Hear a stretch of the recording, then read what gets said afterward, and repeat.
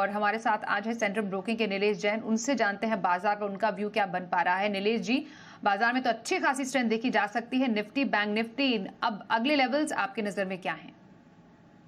स्वाति जी, बिल्कुल देखिए काफी शानदार रिकवरी यहाँ पे हम देख रहे हैं आज के सेशन में। और अच्छी बात ये रही कि निफ्टी अब अपने क्रूशियल जो 23,500 का लेवल था उसके ऊपर ट्रेड करता हुआ नजर आ रहा है। यहाँ से अगर हम नेक्स्ट लेवल की बात करें तो जो जो 50 डे मूविंग एवरेज है वो लगभग 23,800 के आसपास है। तो हो सकता है हमें वो लेवल्स यहाँ से देखने को मिल जाए। 23,500 के लेवल जब तक नीचे स्तर पर ब्रेक नहीं होते तब तक यहाँ पर बायस पॉजिटिव साइड में रख के चलना चाहिए। परफॉर्मेंस कंटिन्यू होता हुआ नजर आएगा। बैंक निफ्टी के लेवल्स की बात करें तो 50,500 तक का मूव अभी भी हमें यहाँ पे देखने को मिल सकता है। स्पॉट के लेवल्स है, स्पॉट में 50,000 के आसपास फिलहाल ट्रेड हो रहा है। 49,600 के स्टॉप लॉस है, अगर थोड़ी सी डिप मिले या फिर करंट लेवल पर भी लॉन्ग बना के चल सकते हैं। 50,300 और 50,500 के पार हमें बैंक निफ्टी इस सप्ताह में जाता हुआ नजर आ सकता है। लास्ट वीक अगर आप वॉलेटिलिटी इंडेक्स यहाँ पर नजर डालें तो एक शार्प डिक्लाइन हमें बजट के बाद देखने को मिली थी। तो फिलहाल 14.6 एक कंफर्ट जोन में है। और बड़े इवेंट जो आरबीआई की पॉलिसी है उसके बाद और भी वीक्स में कूल ऑफ देखने को मिल सकता है। तो ओवरऑल स्टॉक्स के साथ साथ इंडेक्स पर भी लॉन्ग साइड में फोकस करके चल सकते हैं। ओके, तो बन रहे हैं निफ्टी बैंक पर खरीदारी के मौके। आपके लिए टारगेट 50,500 तक और स्टॉप लॉस 49,600, ये एक इंपॉर्टेंट रेंज है निफ्टी बैंक पर जिस पर रहनी चाहिए आपकी नजर। एशियन पेंट्स, इसके नतीजे होंगे जारी। एशियन पेंट्स पर एक क्विक नजर डाल लीजिए नीलेश जी। यहाँ पर फिलहाल कुछ तेजी के साथ ही कारोबार है, नतीजे हैं, उससे पहले कोई राय? हाँ देखिए साथी जी, लगातार यहाँ पे गिरावट हमने देखी। पिछले लगभग 12 से 14 सप्ताह की गिरावट के बाद एक थोड़ा सा बेस फॉर्मेशन की यहाँ पे तैयारी हो रही है। हो सकता है एक पुल बैक यहाँ पे देखने को मिल जाए। काउंटर काफी बीट एंड डाउन है, ओवरसोल्ड टेरिटरी में भी ट्रेड कर रहा है। तो नंबर्स के बाद हो सकता है एक पुल बैक का मूड यहाँ पे बनता हुआ नजर आ सकता है। लेकिन मैं इंतजार करूंगा कि 2500 के लेवल जब तक ब्रेक नहीं होते ऊपरी स्तर पर तब तक यहाँ पर एग्रेसिव लॉन्ग नहीं बनानी चाहिए और कॉन्ट्राबेट फिलहाल के लिए अवॉइड करके चल सकते हैं। अगर किसी के पास लॉन्ग पोजीशन बनी हुई है तो यहाँ पे 2250 की स्टॉप लॉस से एक बार के लिए होल्ड करके चल सकते हैं। मेरे ख्याल से एक पुल बैक और जिसे हम डेड कैट बाउंस कहते हैं वो यहाँ पे देखने को मिल सकता है 2400-2450 की जोन में। ओके, 2400 2450 ये इंपॉर्टेंट टारगेट लेवल्स बन रहे हैं एशियन पेंट्स के आपके लिए। जिनके पास है उनके उनके लिए बने रहने की सलाह स्टॉक में दे रहे हैं नीलेश जी। मोबीक्विक के नतीजे आए हैं, मुनाफे से घाटे में कंपनी आई है। मोबीक्विक के चार्ट पर प्लीज एक नजर डाल लीजिए। वन मोबीक्विक फिलहाल अब आगे आप क्या ट्रेंड देख पा रहे हैं इस चार्ट पैटर्न पर? हाँ देखिए साथी जी, हाल फिलहाल की लिस्टिंग है, डेटा थोड़े से लिमिटेड है, बट जितने भी डेटा अवेलेबल है वो नेगेटिव साइड में जो मूव है वो इंडिकेट कर रहे हैं। लगातार ऊपरी स्तरों से हमने इस पर्टिकुलर काउंटर में दबाव देखा है और अभी भी वीकनेस कंटिन्यू होती हुई नजर आ सकती है। निचले स्तर पर 375 जो कि इसका प्रीवियस स्विंग लो है, लगभग उन्हीं लेवलों के आसपास फिर से एक बार जाता हुआ नजर आ सकता है। तो फिलहाल के लिए कोई भी कॉन्ट्राबैट यहाँ पर भी अवॉइड करने की सलाह होगी। बेहतर होगा कि इस पर्टिकुलर स्टॉक को अवॉइड करके चले। ओके, तो इस पर्टिकुलर स्टॉक को अवॉइड करने की सलाह आपके लिए आ रही है फिलहाल नीलेश जी की तरफ से। इस पर जरूर ध्यान रखिएगा। टाइटन के भी नतीजे हैं, टाइटन के चार्ट पर एक नजर डालेंगे नीलेश जी। यहां से अब क्या व्यू बन पा रहा है इस स्टॉक पर, नतीजों से पहले कोई पोजीशन?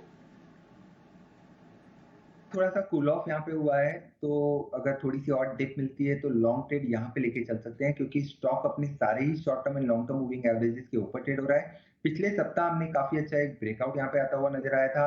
अब यहाँ पे थोड़ा सा रिस्क एंड रिवॉर्ड फेवरेबल हो जाएगा। ये काउंटर 3500 की रेंज में मिलता है तो 3420 के स्टॉप लॉस से गिरावट पे लॉन्ग पोजिशन बना के चल सकते हैं। और ऊपरी स्तरों पर 3600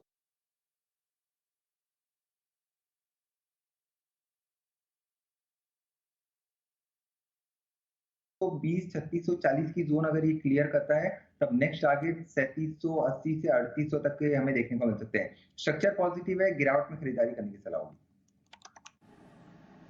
ओके, गिरावट में खरीदारी की सलाह आपके लिए टाइटन पर दे रहे हैं नीलेश जी। यहां पर आप नतीजों से पहले कोई पोजीशन बनाकर चल सकते हैं। मिश्र धातु, यहां पर एक नजर डाल लेते हैं। लगभग 2.5% से ऊपर की तेजी के साथ फिलहाल कारोबार हो रहा है। नतीजे भी आए कंपनी के। जरा मिश्र धातु पर एक नजर डालेंगे। अब नेक्स्ट इंपॉर्टेंट लेवल्स, यहाँ पर क्या स्ट्रैटेजी? बिल्कुल देखिए मिधानी इस पर्टिकुलर स्टॉक का आप ज़िक्र कर रहे हैं। ये स्टॉक एक गिरावट के बाद थोड़ा-सा बेस फॉर्मेशन बनाता हुआ नज़र आ रहा है।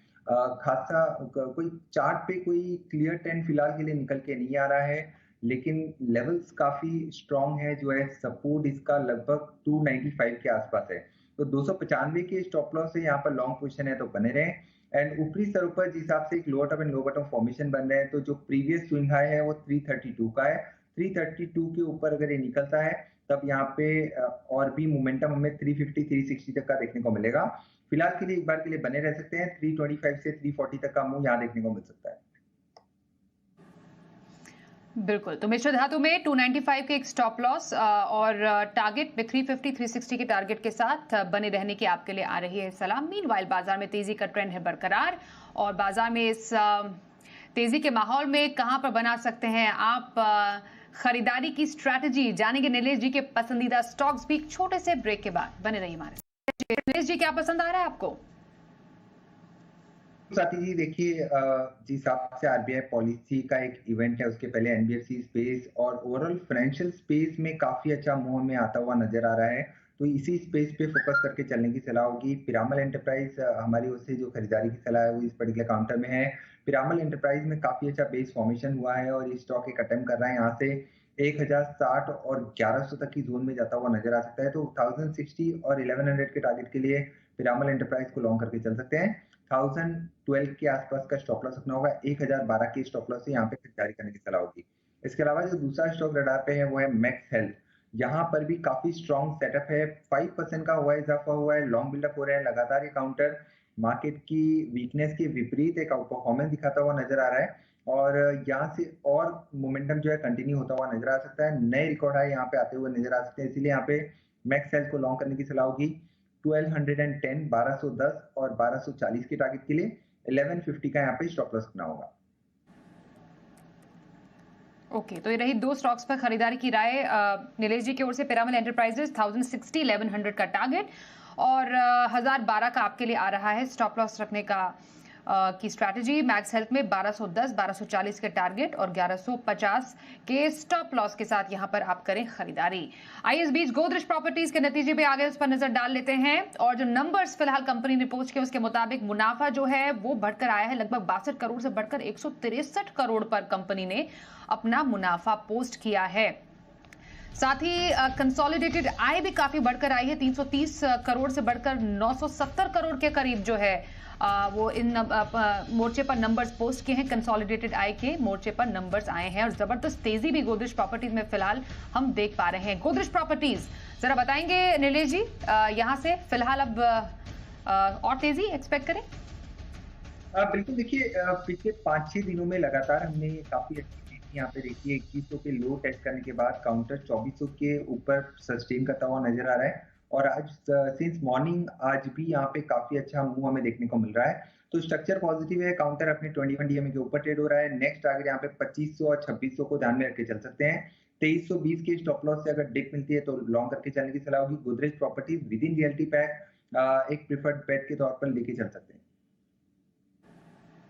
बिल्कुल, तो 2500 2600 तक के टारगेट के लिए यहां पर गोदरेज प्रॉपर्टीज में बने रहने और खरीदारी की सलाह आपके लिए आ रही है नीलेश जी की तरफ से। धन्यवाद नीलेश जी हमसे बातचीत करने के लिए। वक्त एक ब्रेक का हो गया है, पर बाजार के तमाम अपडेटेड एक्शन के लिए आप बने रहिए हमारे साथ और देखते रहिए जी बिजनेस।